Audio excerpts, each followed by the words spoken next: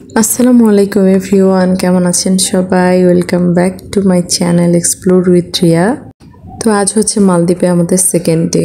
কোথায় যাচ্ছি, কি করছি, সমস্ত কিছু ছোটোখাটো ক্লিপ করে একটা ব্লগ করার চেষ্টা করব, সাথে থাকবেন। ঘুম থেকে উঠে প্রথম কাজ হচ্ছে ব্রেকফাস্ট করা। ব্রেকফাস্ট টাইম ছিল 7 AM to 9 AM। যেহেতু ব্রেকফাস্টটা কমপ্লিমেন্টারি, তো ব্রেকফাস্টের জন্য হলো সকাল সকাল ঘুম থেকে উঠে পড়তে হয়। ব্রেকফাস্টের ওখানে গিয়ে দেখি আহামরি কোনো আয়োজন নেই, বাট সকালের নাস্তা হিসেবে যতটুকু আছে এনাফ। আমি পার্সোনালি ফ্রাইড রাইস একদমই লাইক করি না, বাট এই ফ্রাইড রাইসটা আরও জাতা লেভেলের ছিল। মানে খাবারকে খারাপ বলতে হয় না, তবুও এটা একদমই মুখে দেওয়া যাচ্ছিল না। তারপর অন্যান্য যেগুলো খাবার নিয়েছিলাম সেগুলোই খেয়েছিলাম আমি। রায়ার বাবা দেখলাম যে টোটালি ফ্রাইড রাইস আনেনি, আমার কাছ থেকে ব্যাড রিভিউ পেয়ে। এদিকে আমার মেয়ে আমাকে অরেঞ্জ জুস বানিয়ে দিচ্ছিল।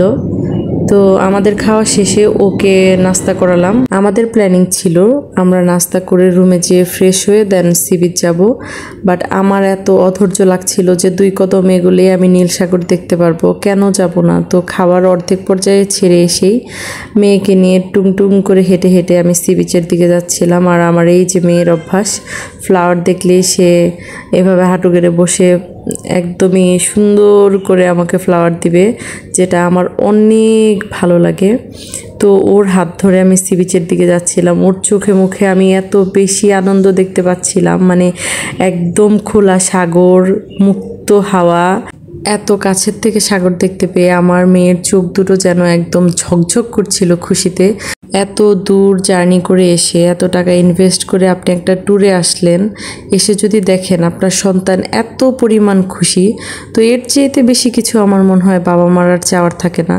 ও বাবার কথা বলতে যেটা বললাম, ওর বাবাকে আমরা হোটেল রুমে ব্যাগ পাঠিয়েছি, কারণ হচ্ছে ও ফোন রেখে আসছে অ্যান্ড কিছু টাকা বাইরে গেলে তো বাচ্চাদের জন্য লাগেই।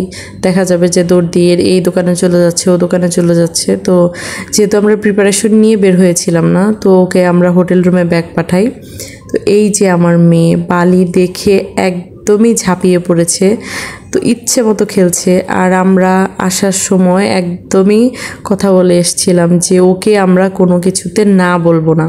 আমি আমার মেয়েকে তার মতো ছেড়ে দিয়ে দূর থেকে ভিডিও করছিলাম, ওর আনন্দ দেখছিলাম। আমার ভিতরটা এত বেশি খুশিতে ঠান্ডা হয়ে যাচ্ছিল, আমি প্রকাশ করতে পারবো না ভাষায়। ওর খুশি দেখে আমার নিজের কাছে অনেক খুশি লাগছিল। আর মালদ্বীপের সবচাইতে ভালো লাগার যে বিষয়টা আমার, সেটা হচ্ছে এই যে একটু পরপর এক একটা রেস্টুরেন্ট বলেন, হোটেল বলেন, সামনে ফিলিস্তিনের পতাকা ঝুলানো। যেহেতু মালদ্বীপ একটা মুসলিম কান্ট্রি, তারা ফিলিস্তিনিকে সাপোর্ট করবে, এটাই স্বাভাবিক। তবে এভাবে পতাকা ঝুলিয়ে রাখার জন্য আমার অনেক ভালো লাগছিল দেখতে। আমার মেয়ে বালি দিয়ে খেলতে চাচ্ছিল, কিন্তু বালিগুলো তার হাতে লেগে যাচ্ছিল, যেটার কারণে সে একটু আনইজি ফিল করছিল। আমরা যখন সি বিচে গিয়েছিলাম এই টাইমটা ছিল সকাল 9টা কি 10টা, বাট এত চকচক ঝকঝকে পরিবেশ, মানে দিনের আলোয় মনে হচ্ছে গিয়ে দুপুর, একদম ঠিক দুপুর হয়ে গেছে। তো এই যে সাগর, নীল পানি সামনে, এত ভালো লাগছিল যেটা দেখার জন্য নিজের দেশ ছেড়ে এত দূরে আসছি। যারা ঘুরতে ভালোবাসে তাদেরকে যদি জিজ্ঞেস করা হয় মালদ্বীপ যাবে, আমার মনে হয় না কেউ না করবে যে আমি যাব না। তো এত সুন্দর একটা দেশে এসেছি, এত সুন্দর পরিবেশ, নিজের মেয়েটা চোখের সামনে সুন্দর করে খেলছে, তাকে খেলতে দিয়ে নিজে টুকটুক করে 4-5টা ভিডিও করছি। এত ভালো লাগছিল। আলহামদুলিল্লাহ, আল্লাহ এত সুন্দর একটা দেশে নিয়ে যাওয়ার তৌফিক দিয়েছে, এত সুন্দর দৃশ্য দেখার তৌফিক দিয়েছে, আল্লাহর কাছে শুকরিয়া আদায় করছি। তো আমার মেয়ে টুকটুক করে পানির দিকে এগিয়ে যাচ্ছিল, আমি পিছন পিছন ভিডিও করছিলাম, তাকে ইচ্ছে মতো খেলতে দিয়েছি। বাট এত স্বাধীনতা পেয়েও সে বুঝতে পারছে না কি থেকে কি করবে, কারণ তার সমবয়সী কেউ এখানে নেই। এর জন্য যারা বাচ্চা নিয়ে ট্রাভেল করেন, সাথে আরও একটা ফ্যামিলি যদি অ্যাড হতে পারে তো সেটা বেস্ট হয়। যেহেতু আমাদের সাথে আর কেউ ছিল না, আমরা একা একাই ছিলাম, তো আমরা বাবা মা হিসাবে যথেষ্ট চেষ্টা করেছি রায়কে সঙ্গ দেওয়ার জন্য। তো সাগরের পাড়ে এত সুন্দর সুন্দর শামুক পড়েছিল, যেগুলো দেখতে অনেক সুন্দর। আমি আমার মেয়েকে দেখাচ্ছিলাম, এই যে সে স্টার্ট করলো এগুলো কালেক্ট করা। এগুলো কালেক্ট করতে করতে ছোট একটা ব্যাগ করে ফেলেছিল সে। তো আমি এগুলো নিয়ে আসছি যাতে সে খুশি হয়, এগুলো দেখে পরে মনে করতে পারে সে বের করতে গিয়েছিল, এগুলো সে কালেক্ট করেছে। পানি এই পরিমাণ স্বচ্ছ, চকচক ঝকঝক করছিল। তো দেখে বোঝা যাচ্ছিল যে অনেক দূর পর্যন্ত যদি হেঁটে এগিয়ে যাওয়া যায় কোমর পানির বেশি হবে না। তারপর একটা পর্যায়ে যাওয়ার পরে পানির গভীরতা স্টার্ট হয়ে যাবে। আমাদের দেশের সাগর পাড়ে কিন্তু এই ধরনের পরিবেশ দেখা যায় না। এত সুন্দর পরিবেশ, সামনে নীল সাগর, আর মানুষের কোলাহল নেই বললেই চলে। আমাদের দেশে তো প্রচণ্ড মানুষের ভিড় থাকে, আর ক্যামেরাম্যানদের যন্ত্রণা, আর যন্ত্রণা বললেও ভুল হবে, তাদেরকে আমরা খুব মিস করেছি এখানে গিয়ে। কারণ আমাদেরকে ভালো কোনো ছবি তুলে দেওয়ার জন্য আমরা কাউকে পাচ্ছিলাম না। তো আমাদের দেশের ক্যামেরাম্যানগুলো থাকার কারণে এক ধরনের সুবিধাও হয়, তাদেরকে দিয়ে ছবি তুলে নেওয়া যায়, কিন্তু এখানে এই ধরনের সুবিধা পাইনি। হয়তো বা কাউকে দেখলে রিকোয়েস্ট করতে হয়েছে একটু ছবি তুলে দেওয়ার জন্য, বা বিনিময়ে আমরাও তাদেরকে কিছু ছবি তুলে দিয়েছি। আমার মেয়ে এতক্ষণ হেঁটে হেঁটে এগুলো কালেক্ট করেছে, সে যা পাচ্ছে তাই নিচ্ছিল। আমিও কোনো কিছুতে ওকে না করছিলাম না, আমার অনেক ভালো লাগছিল। এখানকার বালিগুলো অনেক সাদা ধবধবে ঝরঝরে, যেগুলো হাতে একদম মানে লেগে যায় না, একটু ঝাঁকে দিলেই হাত থেকে ঝরঝরিয়ে পড়ে যায়। আর এখানে সাগর পাড়ের অন্যতম সৌন্দর্য হচ্ছে আপনি এখানে জীবন্ত শৈবাল দেখতে পাবেন, মানে ছোট ছোট আকৃতির হলেও সেগুলো জীবন্ত। তো কথা বলতে বলতে ঘুরতে ঘুরতে রায়ার বাবা চলে আসছে। তো রায়ার খুশি আর দেখে কে সে পারফেক্ট সঙ্গী পেয়ে গেছে, কারণ রায়া তার বাবার সাথে ঘুরতে বেড়াতে খুব পছন্দ করে, আর ওর বাবা ওকে অনেক সুন্দরভাবে সঙ্গ দিতে পারে। তো ওর বাবা এসেই একটা শৈবাল হাতে নিয়ে আমাকে দেখাচ্ছিল যে দেখো কত সুন্দর, বাট ঘুরতেই দেখে আমার হাত অলরেডি ভর্তি।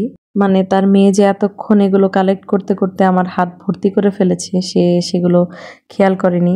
আপনারা যারা মালদ্বীপে আসার প্ল্যান করছেন তাদেরকে আমি সাজেস্ট করব হুলু মালেতে একদিন থাকার জন্য। এতে করে আপনি এখানকার জায়গাটা সুন্দর করে ঘুরে দেখতে পারবেন।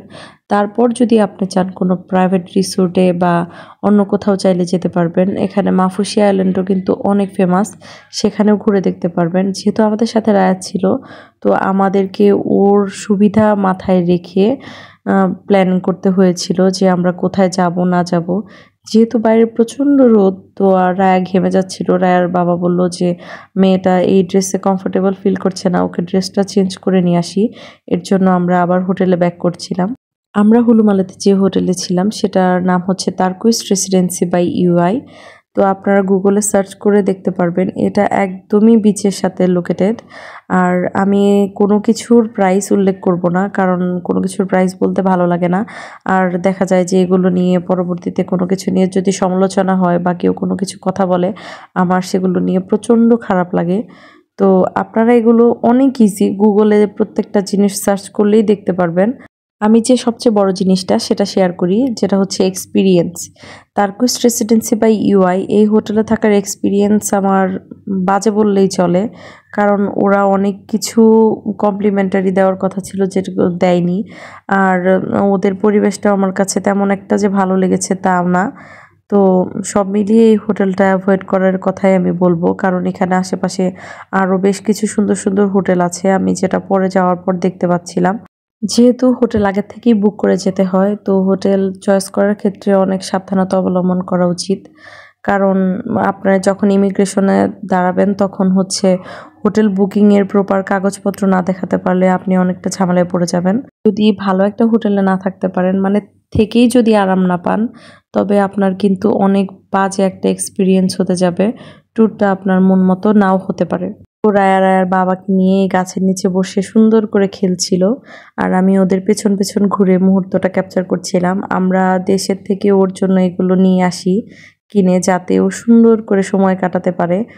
কাপলটা যখন কোনো ট্যুরে যায় তারা হয়তো বা এত কোনো কিছু প্ল্যান করে না, বাট যখনই সাথে কোনো বাচ্চা থাকে অনেক কিছু মাথায় রাখতে হয় যে বাচ্চা কোনটাতে খুশি হবে, কি নিয়ে যাওয়া দরকার। তো এর জন্য এগুলো লাগেজ প্যাকিং নিয়েও আমি একটা নেক্সট ভিডিও আপলোড করব ইনশাল্লাহ, যে আমরা ট্যুরে গেলে রায়ের জন্য কি কি নিয়ে যাই সাথে করে। আশা করছি সেটা দেখে আপনাদের অনেক উপকার হবে। যেহেতু আমাদের সাথে কেউ নেই, তো আমরা দুজন দুজনকে ছবি তুলে দিচ্ছিলাম, ভিডিও করে দিচ্ছিলাম। রায়ার বাবা এখানে দাঁড়িয়েছিল, আমি তাকে বললাম যে তুমি সুন্দর করে একটু সামনের দিকে হেঁটে যাও, আমি তোমার একটু ভিডিও করি। বাট লোকটাই এই পরিমাণ লজ্জা পায়, নিজের বউকে কেউ এত লজ্জা পায় আমার জানা নাই। তো সে হাঁটতেই পারছিল না লজ্জায়। তারপরেও আমি চেষ্টা করছিলাম তাকে ভিডিও করে দেওয়ার। তো এর মধ্যে আমার মেয়ে চলে আসে। বাচ্চা থাকলে যা হয় আর কি, সে সবসময় মা আসো বাবা আসো তার সাথে খেলতে ডাকে সে। আমরা তাকে সুন্দর করে সঙ্গ দিয়েছি, টুকটুক করে ক্যাপচার করেছি, বাট অনেক বেশি তার সাথে খেলেছি, তার সাথে অনেক সুন্দর সময় কাটিয়েছি। এগুলো বড় হয়ে যখন আমার মেয়ে দেখবে তখন ইনশাল্লাহ অনেক খুশি হবে। আর আমার মেয়ে তো এখানে এসে মুক্ত পাখি হয়ে গেছে। সে ডানা মেলে, তার ডানা নেই তবুও বলা যায় যে ডানা মেলে তার যেদিকে ইচ্ছে সে সেদিকেই চলে যাচ্ছে, আমাদেরকে নিয়ে নিয়ে যাচ্ছিল। তো ওই সাইডটায় কিছু মানুষ দেখে সে ইচ্ছে করলো ওই সাইডটায় যাবে, কারণ সে মানুষের সাথে মিশতে খুব ভালোবাসে। ওই সাইডটায় যাওয়ার পথে এখানে কিছু সে বার্ডস দেখতে পেল, সেগুলো দাঁড়িয়ে দাঁড়িয়ে দেখছিল, আমাকে জিজ্ঞেস করছিল মা এটা কি। আর মানুষের মন যখন ভালো থাকে তখন মানুষ যা দেখে যা শোনে তাই হয়তো বা তার কাছে অনেক ভালো লাগে। তো এই দিনগুলো আমাদের কাছে ঠিক তেমনই, আমরা যা দেখছিলাম তাই ভালো লাগছিল। আমার মেয়ে হাঁটবে আর কি, সে যা দেখছে তাই কুড়াচ্ছে, তার হাত ভর্তি হয়ে গেছে, হাতের থেকে পড়ে যাচ্ছে, তারপরও তার এগুলো কালেক্ট করা থামছে না। আমার হাতের দিকে তাকিয়ে দেখলো যে আমার হাত ভর্তি, তো মার হাতেও দেওয়া যাবে না, তো সে নিজের হাতেও রাখতে পারছে না। শেষমেশ সে তার গাড়ির মধ্যে রাখলো, তো গাড়িটাও ভর্তি হয়ে গিয়েছিল। আমরা এগুলো নিয়ে প্রচণ্ড হাসাহাসি করছিলাম। মালদ্বীপ ট্যুর নিয়ে একটা কথা না বললেই না, মালদ্বীপে যারা আসবেন ভাবছেন তারা কিন্তু সানস্ক্রিন মাস্ট নিয়ে আসবেন। কারণ এই যে দেখেন আমার মেয়েটা ঘন্টাখানিকও হয়নি এসছে, সে গেঞ্জি সেট পরে এভাবে, কিন্তু রোদে পুড়ে একদম ঝলসে কালো হয়ে গেছে। এখানে রোদটা এত বিশ্রীভাবে আপনাকে পোড়াবে বলার বাইরে। তো সানস্ক্রিনটা লাগালে একটু রেহাই পাওয়া যায়, বাট অতটাও না, আপনি পুরো একদম ঝলসে যাবেন। এই ধরনের একটা প্রস্তুতি নিয়ে আপনাকে সাগর পাড়ে আসতে হবে, সাগরের সৌন্দর্য উপভোগ করতে হবে। মালদ্বীপে এসে আপনি যে কোনো দ্বীপেই থাকতে চান না কেন, সেখানে একমাত্র মাধ্যমে হচ্ছে যাতায়াতের স্পিড বোট, ফেরি বা হচ্ছে সি প্লেন যেটাকে বলে, তো এগুলোতে করে আপনাকে যেতে হবে। বাট হুলুমালে এখানে আসতে হলে আপনি গাড়িতেই ঝটপট আসতে পারবেন। আমাদের হোটেলে আসতে আমাদের এয়ারপোর্ট থেকে 10 মিনিটের মতো টাইম লেগেছে, একদমই কাছে ছিল। এর জন্য আমরা এই হুলুমালেটাকেই চয়েস করেছি, মাফুসিতে চাইনি, কারণ মাফুসি এখান থেকে অনেকটা দূর। ফেরিতে গেলে সেটা আপনার 2 ঘন্টার মতো লাগবে, স্পিড বোটে গেলে 25 মিনিটের মতো লাগে। তো এর জন্য আমরা ভাবলাম হুলুমালেটাই আমাদের জন্য বেস্ট অপশন হবে, যেহেতু সাথে রায়া আছে। এর জন্য যারা বাচ্চা নিয়ে আসবেন তারা অনেক কিছুই চিন্তা ভাবনা করে আপনাদের ট্যুর প্ল্যানটা সাজাবেন। আর যদি কাপল আসেন আমি সাজেস্ট করব আপনারা বিভিন্ন জায়গায় ঘুরে ঘুরে বিভিন্ন রকমের এক্সপিরিয়েন্স নেবেন, এতে করে আপনাদের অনেক ভালো টাইম কাটবে। এখানে যাওয়ার পর আমি দেখেছি অনেক কাপল নিজেদের বাচ্চা রেখে এসে সুন্দর সময় কাটাচ্ছে, বাচ্চার সাথে ভিডিও কলে কথা বলছে, দাদি অথবা নানি বাড়িতে যারা আছেন আপনজন তাদের কাছে রেখে এসছেন। বাট আমার কাছে নিজের মনে হয় যে আমি স্বর্গে গেলেও মেয়েকে রেখে শান্তি পাবো না। এর জন্য আমি যেখানেই যাই ওকে নিয়ে যাওয়াই আমার কাছে মেন, মানে পুরো দুনিয়া একপাশে, আমার রায়া থাকতে হবে আমার সাথে, এটা হচ্ছে মেন কথা। অনেক কিছু প্যারা হয়, যারা আমার রায়াকে কাছে থেকে দেখেছেন তারা তো জানেন রায়া কি পরিমাণ চঞ্চল, ওকে সামলানো অনেক কষ্ট। তো তারপরেও বাচ্চা আশেপাশে থাকবে নিজের, এটা অন্যরকম একটা শান্তি। তো এত কথা বলতে বলতে দুপুরটা কিন্তু একদমই গড়িয়ে গেছে, আমাদের প্রচণ্ড ক্ষুধা লেগেছিল। খেলতে খেলতে কতটা সময় যে পার করে ফেলেছি ঘড়ির দিকে তাকাইনি। তো আমরা ছটপট করে রুমের দিকে চলে যাচ্ছিলাম, রায়া আর বাবা রায়াকে কোলে করে নিয়ে যাচ্ছিল, কারণ ওর সারা গা ভর্তি বালি ছিল। আর ম্যাক্সিমাম হোটেলের বাইরে কিন্তু ক্লিন হওয়ার জন্য পানির ব্যবস্থা থাকে, তো বড়রা চাইলে কিন্তু অনায়াসে নিজের হাত পা ক্লিন করেই হোটেলে ঢুকতে পারেন। রিসেপশনের এই ভাইয়াটা আমাদেরকে গেট ওপেন করতে হেল্প করছিল। হোটেল রুমে গিয়ে আমরা আমাদের জন্য যে খাবারটা অর্ডার করেছিলাম রায়া সেটা খায়নি, তাই আমি ওর জন্য স্যুপ আর নুডলস নিয়ে গিয়েছিলাম, সেটাই করে খাওয়াচ্ছিলাম। ট্যুরে গিয়ে বাচ্চারা একটু কম খাবে এইটা মাথায় নিয়েই কিন্তু আপনাকে বাচ্চা নিয়ে ট্যুর প্ল্যান করতে হবে। তো বাড়ির মতো বাচ্চাকে আরামায়েসে 3 বেলা গরম গরম খাওয়াবেন এই আশাটা মোটামুটি বাদ। ইলেকট্রিক কেটলিতে ওর জন্য খাবার রান্না করে খাওয়াতে গিয়ে সেটা ক্লিন করতে গিয়ে আমার হাত কেটে যায়। তো ট্যুরে গিয়ে বাচ্চার মায়েদের যদি হাত কেটে যায় সেটা যে কি পরিমাণ প্যারার, আর সেটা যদি হয় সাগর কেন্দ্রিক ট্যুর তাহলে তো আর বলার বাইরে। একটু পর পর সেখানে আপনার দেখা যাবে যে সেখানেই ঘুরে ফিরে ব্যথা পাচ্ছে। তো আবার এইদিকে সাগর পাড়ে গেলে যখন বালি ধরছি সেখানে বালি চলে যাচ্ছিল, আবার পানির জন্য হাতের মধ্যে কামড় দিয়ে ধরছিল পানিটা। আমার এটা নিয়ে কিছুদিন একটু প্যারা ভুগতে হয়েছে। তো খাবার খেয়ে রেস্ট নিয়ে আমরা কিন্তু আবার চলে যাচ্ছি সাগর পাড়ে সানসেট দেখতে। আমার মেয়ে কিন্তু তার খেলনা নিতে ভুলেনি, সে টুকটুক করে হেঁটে হেঁটে তার খেলনা নিয়ে সাগর পাড়ের দিকে চলে যাচ্ছে। রিসেপশনে একটা ভাইয়া ওকে বেশ আদর করতো, তো ও দেখাচ্ছিল যে এটা নিয়ে সে খেলতে যাচ্ছে। আমার মেয়ের কিন্তু এতক্ষণে রুটঘাট মুখস্থ হয়ে গেছে, সে বাবা মাকে ছেড়েই মোটামুটি রওনা দিয়ে দিয়েছে। কারো তোয়াক্কা না করে একা একাই চলে যাচ্ছিল, তো আমি তাকে থামতে বলায় খুব কষ্ট হচ্ছিল তার থামতে, বাট সে থেমেছিল। ওর বাবাকে দেখাচ্ছিল, বাবা তাড়াতাড়ি আসো, এদিক দিয়ে যেতে হবে, আমাকে বারবার ডাকছিল। সি বিচে বিকেলবেলা সৌন্দর্য কিন্তু আরও অন্যরকম। আমরা সানসেট দেখতে চেলেও কিন্তু সানসেট দেখতে পারিনি, কারণ যেতে হতো অন্য সাইডে, যেটা পসিবল হয়নি। কারণ রায়া এবার গিয়ে বেশ কিছু সঙ্গী পেয়েছিল, ওদের সাথে সুন্দর করে বেশ খানিকটা সময় খেলছিল। আমরা ওকে এর জন্য আর কোথাও নিয়ে যাওয়ার ইচ্ছে করিনি। এই বাচ্চাগুলোর মা বাবার সাথে সেই ফিনল্যান্ড থেকে এসছে, রায়া ওদের সাথে অনেকক্ষণ সময় সুন্দর করে কাটায়। বাচ্চা দুটো সুন্দর করে গোসল করছিল, আমি তাকিয়ে তাকিয়ে দেখছিলাম, আর ওর মা দূরে বসে আরামে ফোনে কথা বলছিল। বাচ্চা দুটোর দিকে একদমই তোয়াক্কা করছিল না, স্বাধীনভাবে ছেড়ে দিয়ে রাখে। বিদেশিদের ক্ষেত্রে আমি এটা সুন্দর খেয়াল করলাম যে ওরা বাচ্চাকে অত বেশি মনোযোগ দেয় না। আমরা যেমন বাচ্চা এটা কি করলো, এটা ধরো না, এটা খেও না, এটা নিও না, ওরা বাচ্চাকে তেমন কোনো কিছুই বলে না। ওরা না শব্দটা খুবই কম বলে বাচ্চার ক্ষেত্রে। এর জন্য বাচ্চারা নিজেরা প্রচণ্ড রকমের সেলফ ডিপেন্ডেন্ট হয়, ওরা নিজের খেয়াল নিজেরাই রাখতে পারে। বাট আমার ক্ষেত্রে কিন্তু সেটা ভিন্ন। আমি বাচ্চাকে চোখে চোখে রাখার জন্য আমার বাচ্চাটা অল্পতেই সিক হয়ে যায়, আর দেখা যায় যে সে ভালো মন্দটাও একটু কম বোঝে। যারা বাচ্চাকে অনেক আদরে বড় করেন তাদের সবার ক্ষেত্রেই এটা কিন্তু হয়। তো আমি ট্যুরে গিয়ে একটা ছোটোখাটো শিক্ষা নিয়ে আসছি যে বাচ্চাকে না শব্দটা কম বলতে হবে, আর বাচ্চা যাতে সেলফ ডিপেন্ডেন্ট হয় সেদিকেও কিন্তু প্রচণ্ড খেয়াল রাখতে হবে। সন্ধ্যা হতে না হতেই শুরু হয়ে গেল কিন্তু সাগরের গর্জন। এই যে নীল সাগরটা আরও মনে হয় নীল হয়ে গেল। এই সময়টায় আমরা ইনশাল্লাহ পরের দিন অন্য জায়গায় থাকবো। তো হুলুমালাতে আমাদের অনেক সুন্দর একটা দিন কাটলো আলহামদুলিল্লাহ। রায়ার বাবা কিন্তু এদিকে বালির মধ্যে সুন্দর করে আমাদের সবার নাম লিখছিল, আর একপাশে লিখছিল হ্যাপি অ্যানিভার্সারি মাই লাভ। যেহেতু আমাদের ট্যুরের উদ্দেশ্যটাই ছিল আমাদের অ্যানিভার্সারি কেন্দ্রিক, তো এটা আমাদের এ যাবৎকালের বেস্ট অ্যানিভার্সারি বলা চলে। সব কিছুর জন্য আল্লাহ তাআলার কাছে শুকরিয়া আদায় করছি। এদিকে রায়াও কিন্তু রায়ার বাবার দেখা দেখি সুন্দর করে বালির মধ্যে আঁকতে শুরু করেছে। তো আমি খেয়াল করলাম সে সুন্দর করে একটা ফ্লাওয়ার বানিয়েছে।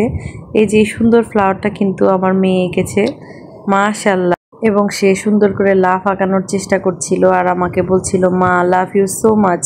তো আমার কাছে এত বেশি খুশি লাগছিল। জি মা বলো আবার। ভয়েস ওভার দেওয়ার সময়ও কিন্তু সে পাশের থেকে এই কথাটাই বলছে। সন্ধ্যা হয়ে গেলে আমরা বেরিয়ে পড়ি বাঙালি কোনো হোটেলের খোঁজে। আশেপাশে কিছু বাঙালি ভাইদের মাধ্যমে জানতে পারলাম যে এখানে মোল্লা হোটেল নাকি অনেক ফেমাস। আমরা আবার বিভিন্ন ব্লগেও দেখেছিলাম এই হোটেলটার কথা। যেহেতু রোডঘাট কিছুই চিনি না, একটা ভাইয়া বলল সামনে এগিয়ে গেলে একটা স্কুল আছে, সেখানের পাশেই হচ্ছে মোল্লা হোটেল। তো আমরা স্কুলটা খুঁজে বের করলাম, এটাই হচ্ছে সেই স্কুল। তো আমি রায়াকে নিয়ে এখানে দাঁড়িয়ে আছি, রায়ার বাবা পাশে একজনকে জিজ্ঞেস করতে গেল হোটেলের ডিরেকশনটা। তো তার কাছ থেকে শোনার পর আমরা সোজা চলে গেলাম হোটেলে। এই যে হচ্ছে সেই হোটেল। আমরা অর্ডার করেছিলাম মুরগির মাংস, ভাত, ডাল, সবজি, সাথে ছিল সালাদ। মোটামুটি এই দিয়ে খেতেই কিন্তু যা বিল আসলো তা বাংলাদেশের বিলের চাইতে 2-3 গুণ বেশি। তো আমরা এটা নিয়ে বেশ হাসাহাসি করছিলাম। আর যে কথা না বললেই না, এই ভাইয়াটার ব্যবহার কিন্তু অনেক ভালো। দেশি মানুষ পেয়ে উনি আরো অনেক বেশি হাস্যোজ্জ্বল হয়ে গিয়েছিলেন। বললেন প্রতিদিনই নাকি কোনো না কোনো দেশি মানুষের সাথে দেখা হয়ে যায়। আপনারা হুলুমালাতে গেলেও কিন্তু বাঙালি খাবার পেতে চাইলে মোল্লা হোটেলে যেতে একদমই ভুলবেন না। রায়ের জন্য খাবার পার্সেল এনে ওনাদেরকে বিদায় দিয়ে আমরা চলে আসলাম অন্য একটা শপে। সেখান থেকে রায়ের জন্য কলা কিনছিলাম। এখানেও কিন্তু সেম ঘটনা। তো এখানে অনেক দাম বেশি, তো কেয়ার করার, কিনতে তো হবেই বাচ্চার খাবার। সুন্দর একটি দিন শেষে রুমে ফিরে রায়াকে খাওয়িয়ে আমরা কিন্তু ঝটপট ঘুমিয়ে গেলাম, কারণ পরের দিন আমাদেরকে যেতে হবে প্রাইভেট রিসোর্টে। সেখানে আমাদের দিনটি কেমন কাটলো সেটা জানতে চাইলে দেখতে হবে আমাদের নেক্সট ব্লগ। এতক্ষণ ধৈর্য ধরে ভিডিও দেখার জন্য অনেক ধন্যবাদ। আসসালামু আলাইকুম।